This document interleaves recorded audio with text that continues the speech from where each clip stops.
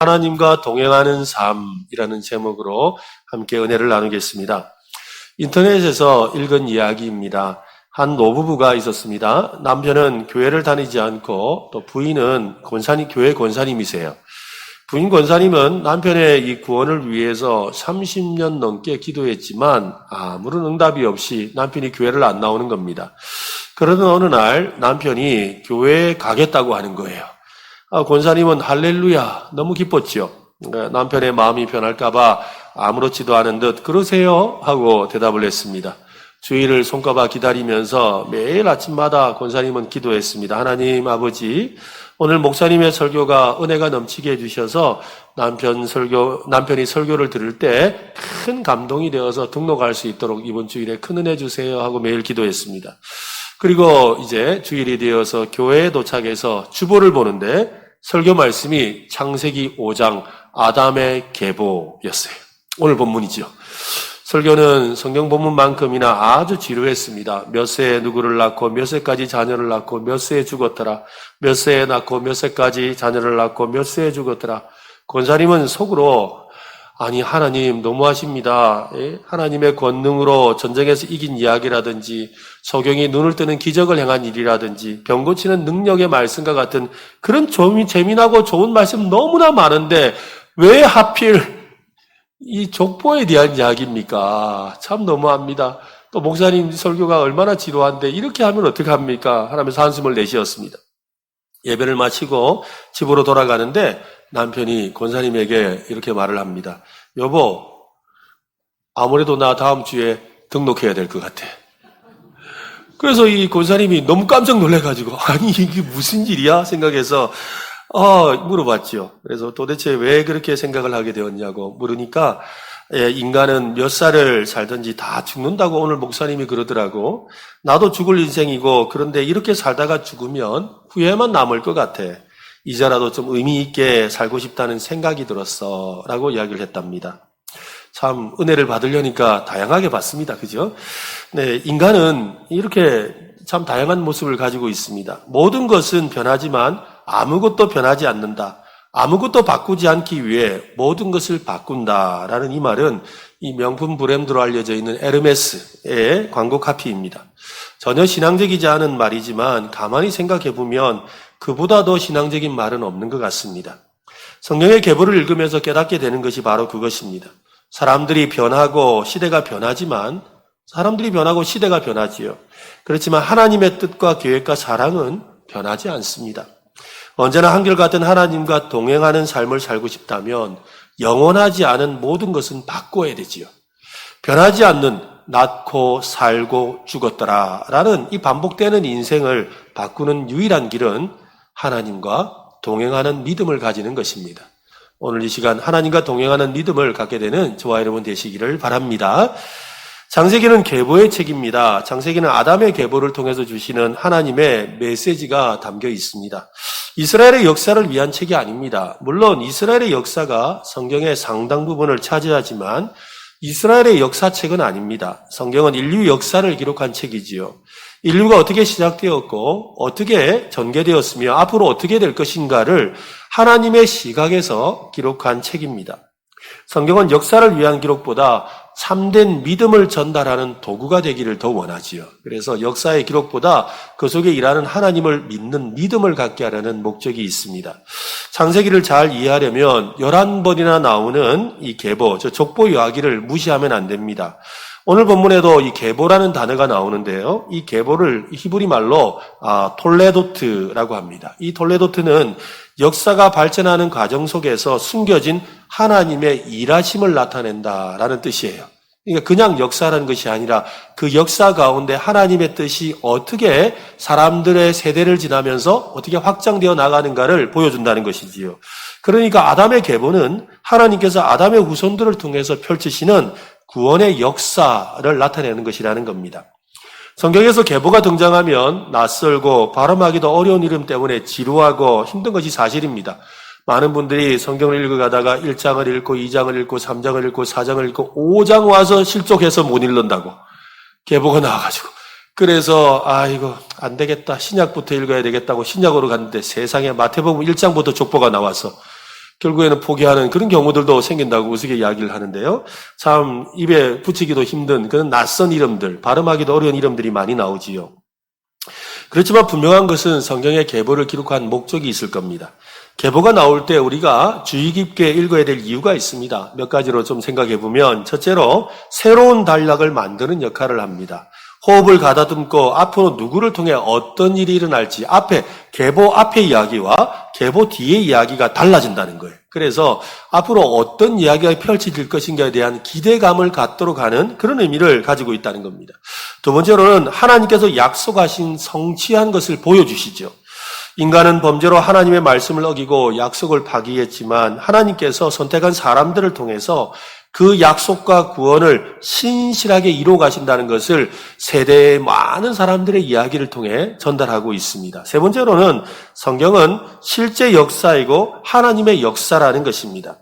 하나님은 예측하기 어려운 분이지요. 때로는 멀리서 관망하듯이 봐야 될 때가 있는 겁니다. 그래서 이 수천 년에 걸쳐서 나오는 사람들의 이름을 바라보면서 그 속에 하나님이 일하고 계시는구나. 하나님이 이렇게 역사하시는구나를 볼 수 있다는 것입니다. 네 번째로는 모든 역사를 기록한 것은 아니라는 거지요. 특히 오늘 본문에 나오는 이 아담의 후손들, 한 10대에 걸쳐서 나오는 그들의 나이를 계산하면 대략 한 1600년에서 길어야 한 2000년 아닙니다. 그러다 보니까 이 역사를 마치 홍수 심판 전의 역사다. 그래서 지구의 역사가 한 5000년쯤 되었다라고 계산하는 분들이 있어요. 이것은 성경을 올바로 이해하는 태도가 아닙니다.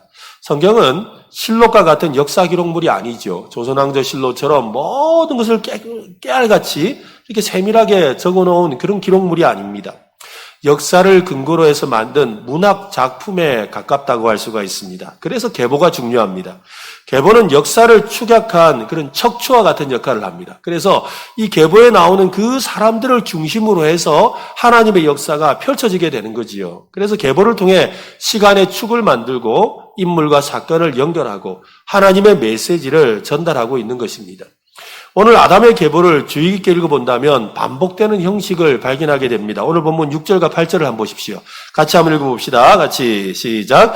셋은 105세에 에노스를 낳았고 에노스를 낳은 후 807년을 지내며 자녀들을 낳았으며 그는 912세를 살고 죽었더라. 또 25절로 27절에 보면 무드셀라는 187세에 라멕을 낳았고 라멕을 낳은 후 782년을 지내며 자녀를 낳았으며 그는 969세를 살고 죽었더라. 여기에 계속 반복되는 게 있지요. 이 기록이 바로 인간의 실상을 보여주고 있는 겁니다. 자식을 낳고 살고 죽었다. 한번 해볼까요? 낳고 살고 죽었다. 네, 이것이 인생이라는 거예요. 인간의 실상이라는 거지요. 낳고 살고 죽었다. 대단하게 멋진 삶을 사는 것 같은데 나중에 우리 인생 마감하는 날 할 이야기가 바로 그거밖에 없어요. 여러분 무덤가에 가셔서 무덤에 적혀 있는 여러분 비문에 보세요. 결국 뭐 적혀 있습니까? 낳고 살고 죽었다 그거밖에 안 적혀 있어요. 자식들 이름 적혀 있잖아요. 낳고 그리고 언제 태어나서 언제 죽었다. 낳고 살고 죽었다가 적힌 게 인생이에요. 굉장히 많은 걸 이야기한 것 같지만 낳고 살고 죽었다는 거죠. 근데 낳고 살고 죽었다는 이 말은 단순하게 인생이라는 의미를 떠나서 하나님께서 아담에게 주셨던 생육하고 번성하고 땅에 충만하라고 하셨던 그 명령이 이루어지고 있다는 것을 또한 보여주는 말씀이기도 하지요. 인생이 결국 그것입니다. 낳고 살고 죽는 것이 인생입니다. 어떻게 하다가 그처럼 무미건조한 인생이 되었겠습니까? 성경은 그 답을 이렇게 말합니다. 오늘 본문 3절을 한번 보십시오. 아담은 130세에 자기의 모양 곧 자기의 형상과 같은 아들을 낳아 이름을 셋이라 하였고, 오늘 본문 1절에는 하나님이 사람을 창조하실 때 하나님의 모양대로 창조하셨다고 하죠. 즉 아담은 하나님의 형상을 따라 창조되었습니다. 그런데 아담의 후손들은 하나님의 형상이 아니라 자기의 형상, 즉 아담의 형상을 따라 창조되었다고 말해요. 태어났다고 그러지요. 그러니까 왜 여러분, 아담은 하나님의 형상인데 아담의 자녀들은 왜 아담의 형상이라고 할까요? 인간이 죄로 인해서 어떻게 되었어요? 하나님의 형상이 왜곡되었죠. 하나님의 형상이 훼손되었습니다. 그래서 아담의 후손들은 하나님의 형상이라 부르지 않고 아담의 형상이라고 부르게 된 거지요. 맞습니다. 우리는 허물과 죄로 죽을 수밖에 없는 인생입니다. 그런 우리에게 낳고 살고 죽는 인생이 아니라 오늘 우리를 낳고 살고 죽고 영원히 사는 인생 한번 해볼까요? 낳고 살고 죽고 영원히 사는 인생, 이렇게 바꾸도록 우리에게 은혜를 주신다는 것입니다. 이것이 오늘 아담의 계보를 통해서 우리에게 알게 하는 뜻이지요. 에베소서 2장 4절과 5절에 보면 긍휼이 풍성하신 하나님이 우리를 사랑하신 그 큰 사랑을 인하여 허물로 죽은 우리를 그리스도와 함께 살리셨고 너희는 은혜로 구원을 받은 것이라. 예수 그리스도를 믿는 사람은 새로운 아담의 계보에 속한 삶을 삽니다. 예수님을 나에게 영원한 생명을 주시기 위해서 십자가에 달려 죽고 부활하신 하나님의 아들로 믿는 사람은 새로운 아담이신 예수 그리스도께 속한 사람이 되지요. 예수 그리스도께 속한 사람은 이제 예수 그리스도의 형상을 닮아서 어떻게 해요? 낳고 살고 죽고 영생하는 것입니다. 이것이 오늘 저와 여러분의 삶인 줄로 믿으시기를 바랍니다. 오늘 이 자리에 나오신 여러분, 우리 모두는 그리스도의 계보에 속하게 되었습니다. 그래서 하나님의 오른손에 있는 어린 양의 그 생명책에 이름이 기록되어 있는 줄로 믿으시기를 바랍니다. 그러므로 우리의 인생은 낳고 살고 죽고 영원히 산다로 바뀌었다는 것이지요. 이 믿음을 가지고 살아가시기를 바랍니다.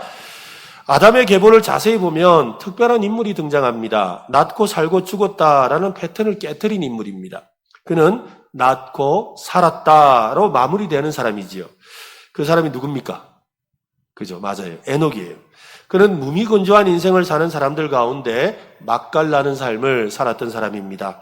오늘 본문 21절로 24절에 보면 에녹에 대한 설명이 나옵니다. 에녹은 65세에 무두셀라를 낳았고 무두셀라를 낳은 후 300년을 하나님과 동행하며 자녀들을 낳았으며 그는 365세를 살았더라. 에녹이 하나님과 동행하더니 하나님이 그를 데려가심으로 세상에 있지 아니하였더라. 에녹은 10명으로 구성되어 있는 아담의 계보 중에서 7번째로 등장합니다. 성경에서 이 7이라는 숫자는 하나님의 숫자로 특별한 의미가 있습니다. 즉 하나님의 특별한 관심의 대상이 되었던 사람이라는 거지요. 특별히 오늘 말씀에는 이 에녹에 대한 수식어가 뭡니까? 하나님과 동행하며, 하나님과 동행하며입니다. 도대체 에녹은 어떻게 살았길래 하나님과 동행하는 그런 삶을 살았다고 칭찬을 받았겠습니까? 그 답을 우리는 히브리서에서 발견하지요. 히브리서 11장 5절 말씀에 믿음으로 에녹은 죽음을 보지 않고 옮겨졌으니 하나님이 그를 옮기심으로 다시 보이지 아니하였느니라. 그가 옮겨지기 전에 하나님을 어떻게 해요? 기쁘시게 하는 자라. 하나님을 기쁘시게 하는 자라 하는 증거를 받았다라고 합니다. 창세기에서 하나님과 동행하였다고 했는데 히브리서에서는 하나님을 기쁘시게 하는 자라고 하지요. 우리는 어떻게 하면 하나님을 기쁘시게 할까를 우리는 늘 고민합니다. 우리는 하나님의 기쁨이 되기를 소원하지요. 그래서 노래도 부르지 않습니까? 나 주님의 기쁨 되기 원하네 하고 노래도 부릅니다. 근데 여러분 정말로 하나님을 기쁘시게 하는 것이 무엇이겠습니까? 오늘 에녹은 하나님을 기쁘시게 했는데 그 방법이 바로 하나님과 동행하는 것이었다고 합니다. 그렇다면 여러분 어떻게 해야 우리가 하나님과 동행할 수가 있겠습니까? 어떤 분이 하나님과 동행하는 삶에 대해서 설명하는 것을 읽은 적이 있습니다. 참 공감이 되고 위안이 됩니다. 동행은 같은 길을 걷는 것이 아니라 같은 마음으로 걷는 것이다. 참 멋진 말이죠. 같은 길을 걸어가는 것이 동행이 아니라는 거예요. 같이 걸어가는 사람 많습니다, 여러분. 그 사람들 동행한다고 말하지 않아요. 같은 마음으로 걸어야 되는 거죠. 여러분, 우리가 부부간에도 마찬가지죠. 두 사람이 함께 평생의 동반자가 되어 걸어가지만 같은 마음으로 걸어야 되는 겁니다. 그죠? 또 우리 성도들도 마찬가지. 오늘 저도 그렇고 여러분 우리가 함께 예배를 드리며 주님의 길을 함께 걸어가는데 우리가 함께 동행할 때 목사나 성도나 한 마음으로, 그죠? 한 마음으로 같이 걸어가야 동행이 되는 거예요. 그처럼 하나님과 같이 걸어가는 것이 중요한 것이 아니라 하나님과 마음을 합하여 같은 마음으로 걷는 것이 중요하다는 것이지요. 흔히 하나님과 동행한다고 말하면 내 모든 삶을 포기하고 오직 하나님만 생각하고 하나님이 이끌어 가시는 대로 끌려가는 것이라고 생각하는 경향이 있지요. 그런 생각은 하나님과의 동행을 오해하고 있는 것입니다. 그래서 마음 한구석에는 하나님, 저는 그렇게 살고 싶지 않은데요. 내가 원하는 것을 이루며 내 마음대로 살고 싶은데요. 하나님 손 좀 놓으시면 안 될까요? 그냥 하나님 가는 길에 나도 따라서 그냥 갈 테니까 손 좀 놓아주시면 안 될까요? 그런 마음을 먹을 때가 있잖아요. 이것이 바로 하나님과 동행하는 것은 아닙니다, 여러분. 하나님과 마음을 합해질 때 주님의 손이 나를 도우시는 손이 되지 나를 끌고 가는 손은 아니라는 것이지요. 에녹의 이야기를 잘 읽어보면 하나님과 동행하는 삶이 그렇게 어려운 일이 아님을 알 수가 있습니다. 에녹이 300년 동안 하나님과 동행하면서 한 일은 자녀를 낳는 일이었어요. 그거밖에 안 나와요. 하나님 앞에서 그가 한 일은 자녀를 낳는 일이었어요. 다른 사람들과 별로 다르지 않은 삶을 살았다는 말입니다. 하나님과 동행하기 위해서 자신의 삶을 모두 다 포기한다든지 산속이나 오지에 들어가지도 않았습니다. 하나님과 동행하며 산다는 것은 어떤 특별한 삶을 사는 것이 아닙니다. 평범한 일상 가운데 주님의 손을 잡고 사는 것입니다. 한번 따라합시다. 주님의 손을 잡고 살아갑시다. 한 어르신이 몸이 좋지 않아서 병원에 입원을 했습니다. 목사님께서 병원에 신방을 갔지요. 어르신이 누워있는데 누워있는 그 침대 곁에 의자가 놓여있는데 조금 전까지 누가 앉았던 것처럼 이렇게 보여요. 그래서 목사님이 아유 어르신 누구 손님이 계신데 제가 와서 방해를 한 것 같습니다. 그랬죠. 그랬더니 아닙니다 그래요. 그래서 목사님이 의자를 손가락으로 가리키면서 그런 것 같은데요. 그러니까 목사님 그거 아닙니다. 몇 해 전에 제가 너무 힘도 빠지고 또 몸도 아프고 해서 무릎 꿇고 기도하려니 너무 힘들어해서 목사님께 어떻게 하면 좋겠냐고 이렇게 상담을 한 적이 있는데 목사님이 그때 저더러 무릎 꿇고 기도 안 하셔도 괜찮습니다. 의자에 앉으셔서 하세요. 의자에서 앉아서 하는데 의자를 또 하나 더 놓으셔서 맞은편에 하나를 놓으세요. 그리고는 거기에 우리 주님이 앉아 계신다 생각하고 그곳에 손을 대고서 그리고 기도를 하세요 라고 하셨던 그 말씀을 내가 기억하고 있었어요. 그래서 병원에 와서도 일부러 지금 의자를 그렇게 놓은 겁니다.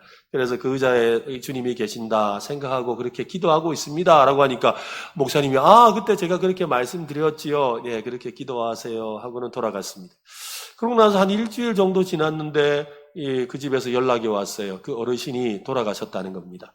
그래서 장례식을 치르러 갔더니 그 집의 아들이 목사님에게 아버지에 대해서 이야기를 해줍니다. 아버지께서 지난밤에 돌아가셨습니다. 그렇게 빨리 돌아가실 줄 저희들이 생각지도 못했는데 아주 편안한 모습으로 주무시듯 돌아가셨어요.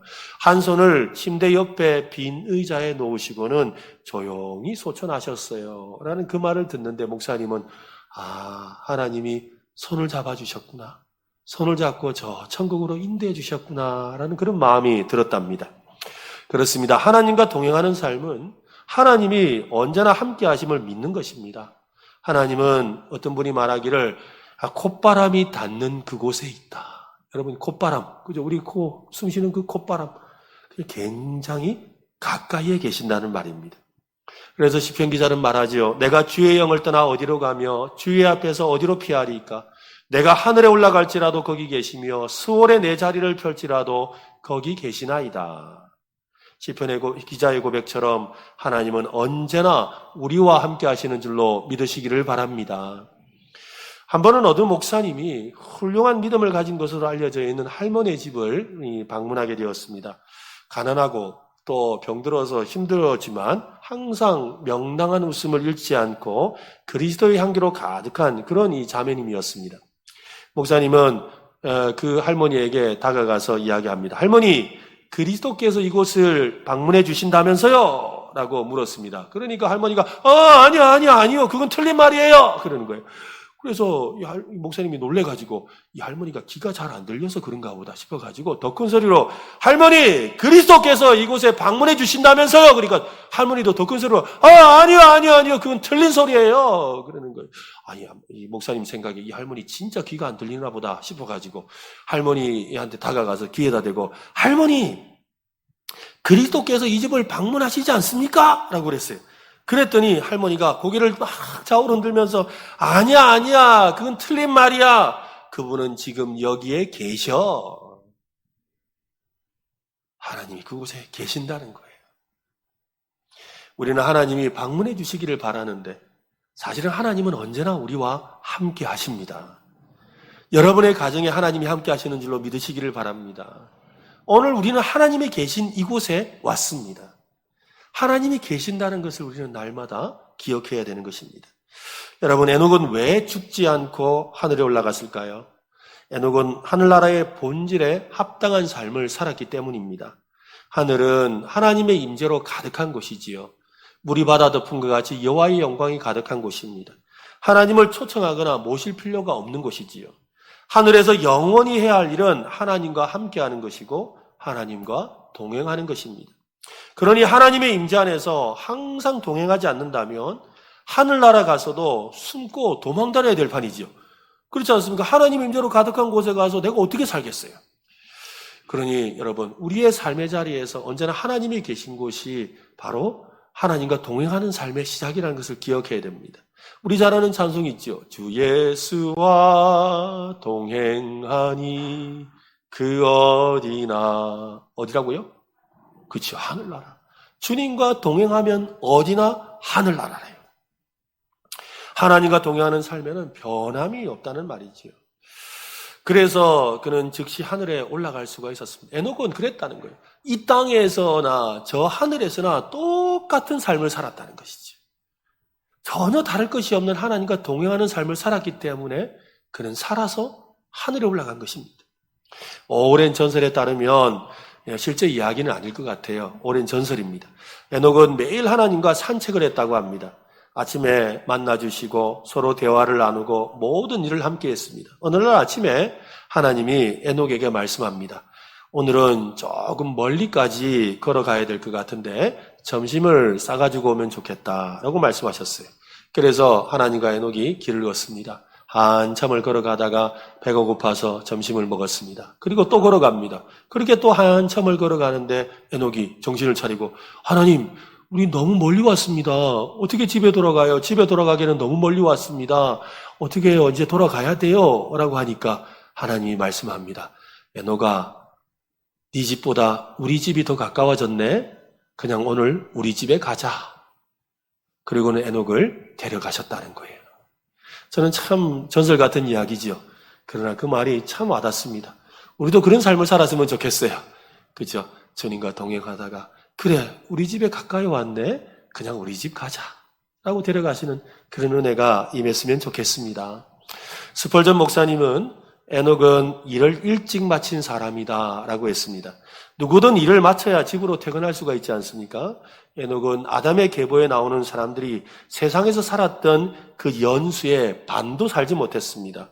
대부분의 사람들은 800년, 900년씩 살았죠. 그런데 에녹은 고작 365년을 살았습니다. 400년도 못 살았어요. 그리고 공교롭게도 365, 365일이라는 그런 의미가 있는 365년을 살았습니다. 그러니까 그는 짧지만 정말 흔한 말로 굵고 짧게 살았죠. 그렇지만 그는 최선을 다해 하나님과 동행하려고 애쓰는 삶을 살았습니다. 세상에서 하나님과 동행하는 일을 마치고 영원한 하늘에 있는 집으로 그는 갔다는 것입니다. 그렇습니다. 우리가 일찍 죽느냐, 늦게 죽느냐, 얼마나 오래 더 사느냐보다 더 중요한 것은 얼마나 신실하게 하나님과 동행하는가에 있습니다. 여러분, 이왕이면 이 땅에서 오래도록 살면서 하나님과 동행하고 또 영원히 하나님과 동행하는 모든 성도 되시기를 바랍니다.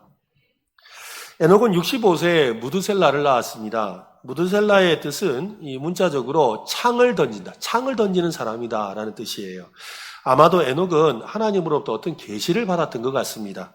그의 아들의 이름을 지으면서 이 아들이 죽는 날이 심판날이다. 한번 해볼까요? 이 아들이 죽는 날이 심판날이다. 무드셀라와 라멕과 노아의 나이를 이렇게 계산해보면 무드셀라의 나이, 또 라멕의 살았던 날, 또 노아의 날수를 이 3대가 같이 살았던 기간도 있거든요. 날수를 계산해보면 무드셀라가 죽은 날, 그 해에 노아의 홍수 심판이 있었어요. 그러니까 무드셀라가 죽은 그날이 있었던 그 해에 홍수 심판이 있었다는 거지요. 그 말은 무드셀라가 오래 살았던 기간만큼, 무드셀라는 실제로 969년, 제일 성경에서 오래 사는 사람이거든요.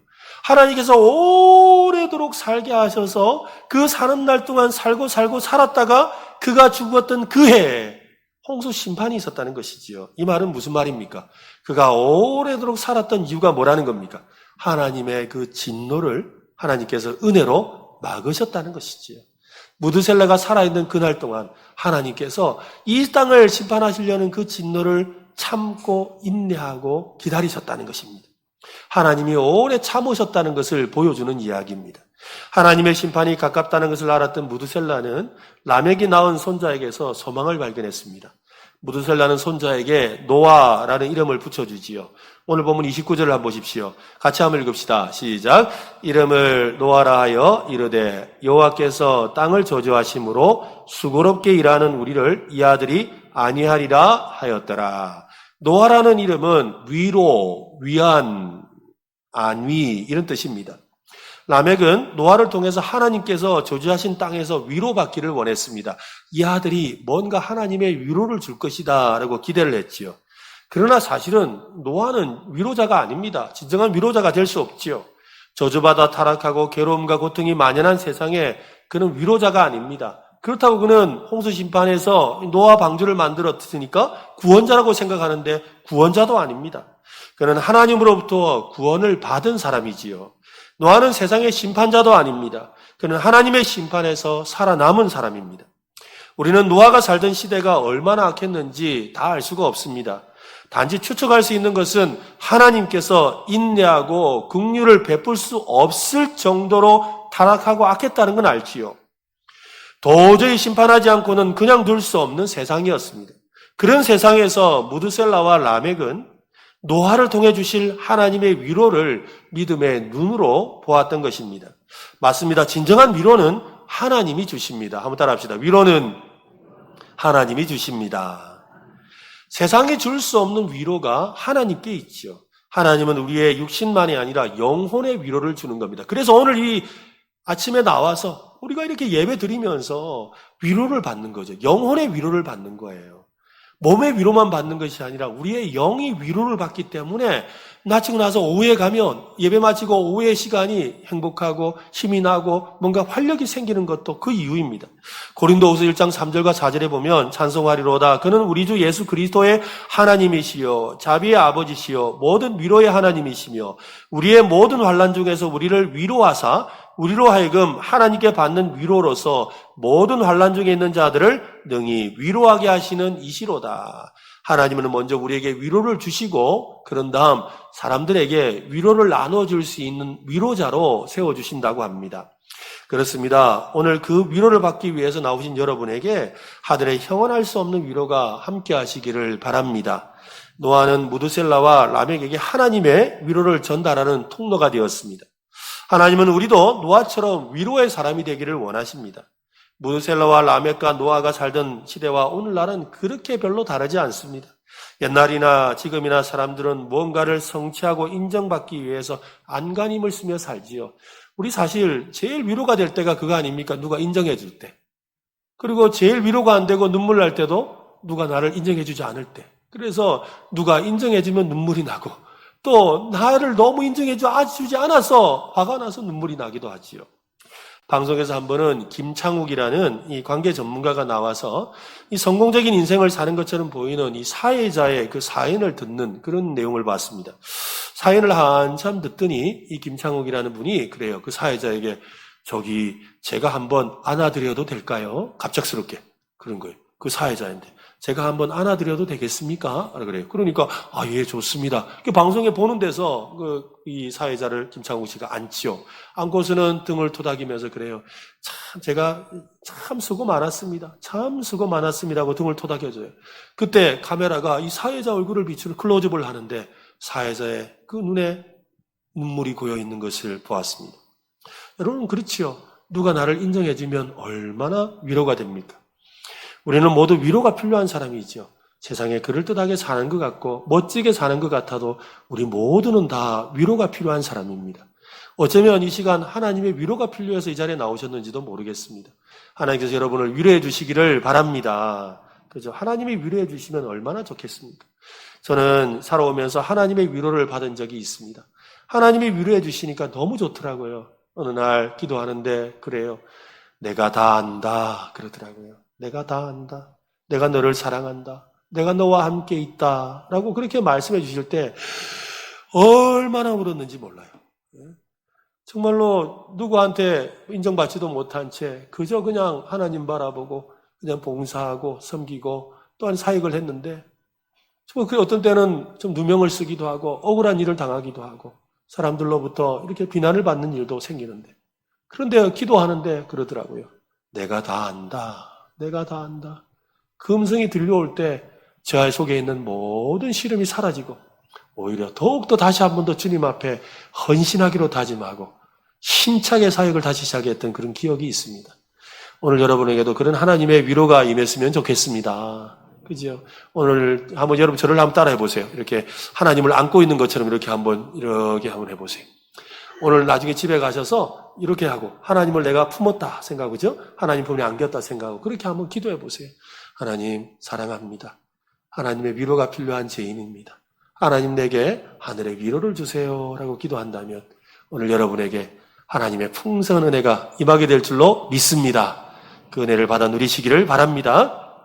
그래서 여러분 내가 위로받는 것으로 그치는 것이 아니라 내 주변에 있는 이웃들, 특별히 우리 가족들을 위로하는 사람이 되고 또 우리 교회 안에서도 여러 사람들에게 위로를 전할 수 있는 또 세상 가운데 있는 직장의 여러분의 그 이웃들에게도 그 위로를 전할 수 있는 노아와 같은 사람 되시기를 간절히 바랍니다. 우리 인생은 에녹이나 노아처럼 도드라진 삶이 아닐지도 모릅니다.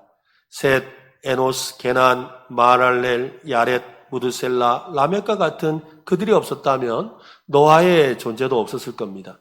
노아가 없었다면 하나님의 새로운 역사도 쓰여질 수 없었습니다. 이것이 오늘도 성경에 나오는 지루해 보이고 발음하기도 어려운 계보를 읽어야 되는 이유입니다. 계보를 읽으면서 받아야 될 하나님의 위로가 여기에 있습니다. 기도하겠습니다.